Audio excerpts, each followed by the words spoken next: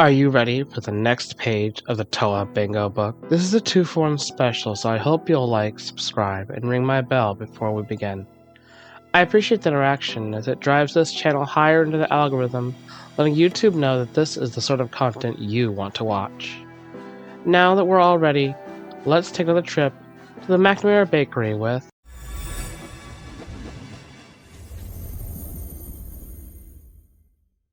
Ewan McNamara. Element Spirit. Zodiac Taurus. May 7th, 1255. Age 31. Blood type AB. And also his wife, Fiona McNamara. Her element is water. Her zodiac is Capricorn, born December 25th, 1253. Age 29. Blood type A.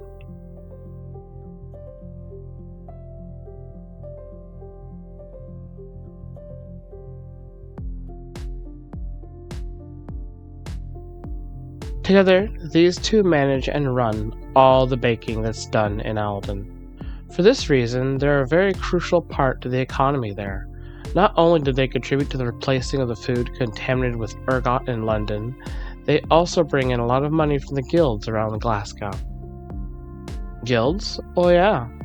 If you didn't watch our video on their son, Tam McNamara yet, it's linked up there in the card, but I'll summarize it here.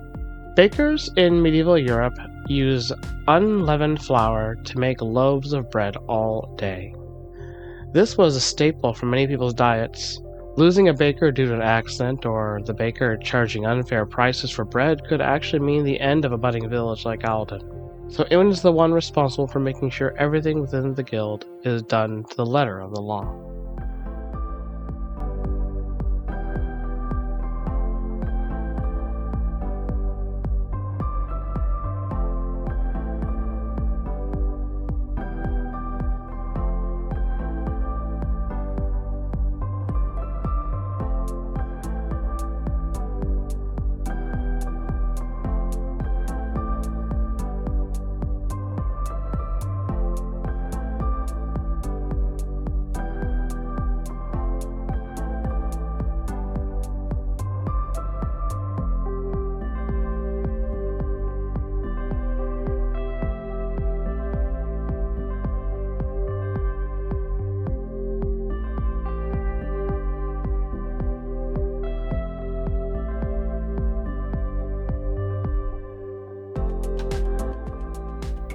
Fiona is his indispensable business partner.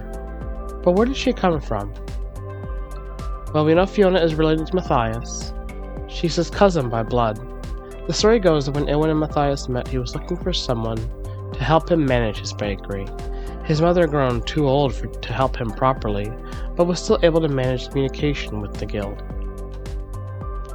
It just so happened Matthias's cousin Fiona was the daughter of a baker and looking for marriage. Their relationship started off quite calm as Ewan was very shy. They would spend their days working together in the bakery and their nights slowly getting to know one another. They both quickly found that they shared a love of language, and Fiona was interested to learn Gaelic from Ewan, a language they regularly use to communicate even now. Tam McNamara is their first child, although both parents were devastated by the loss of his twin brother Broderick. Eventually they gave this name to Tam's younger brother that was born in between two girls. However, there's like a 10-year difference between Tam and his oldest sister, so the children rarely interact with each other. By the time the series starts, Tam is 13 and looking adulthood in the eye, which also means helping his parents in their business.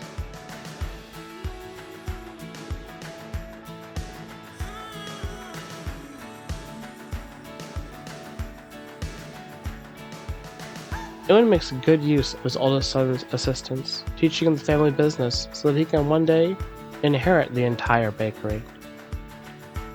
Ewan's sister is Rory, meaning that his brother through marriage is the cryptic Clyde Black, a man from Kilpatrick and a very wealthy benefactor, but more on that later.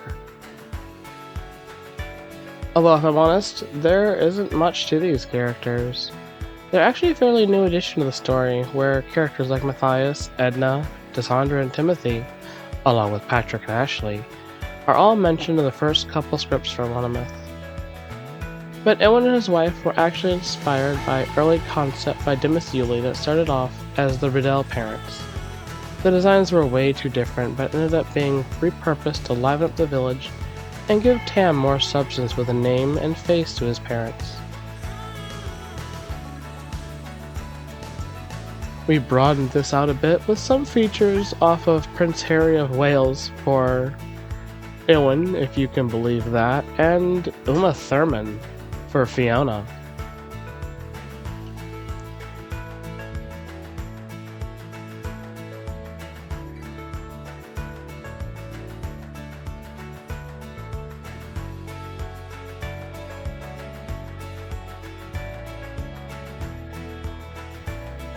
Owen, being a spirit element, in this way manifests in his ability to deal with people.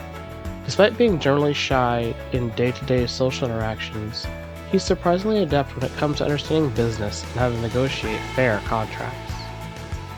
Fiona, being a water element, might seem an interesting choice, and honestly, it doesn't have a whole lot to do with her aspirations in life. I guess you could say that because you have to mix flour and water together to make a bread dough, it's what helps her get the loaves to an appealing texture, despite the twigs and dirt that come naturally ground into the flour they use. Yeah, you heard that right. Early flour wasn't bleached or cleaned very well commonly.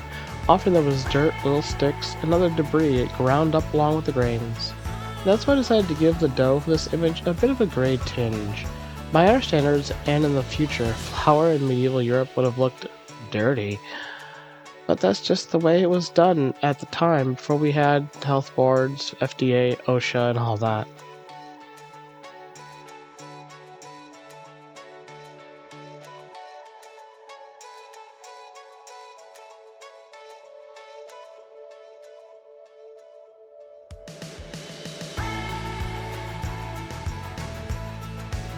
The background for this was actually done by our comic artist Hitsuji-san.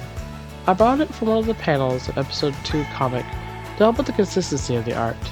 The wood grain on the table I put down myself off some specialized brushes, and I tried to give them a sort of dirty look as well, by putting the same color I used with the bread into their arms and their shirts.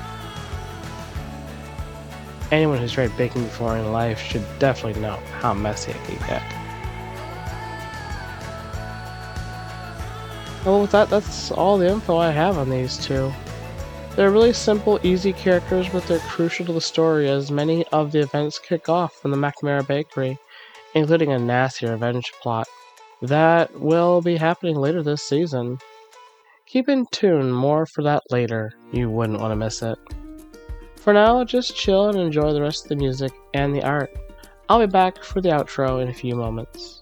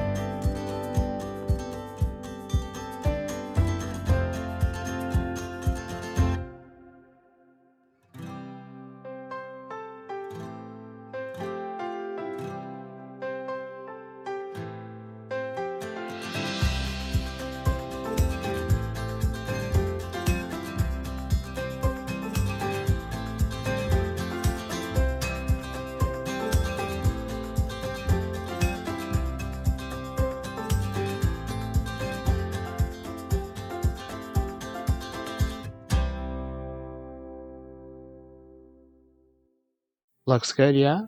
This is the same art we used in Catch and Kiss, so if you missed an episode, go back and check it out. For now, that's another week for me, as we're hard at work focusing on Saturnalia, which is going to take up episode 3 as well as 4.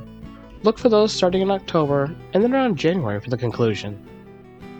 And I know having months between episodes seems a little extreme.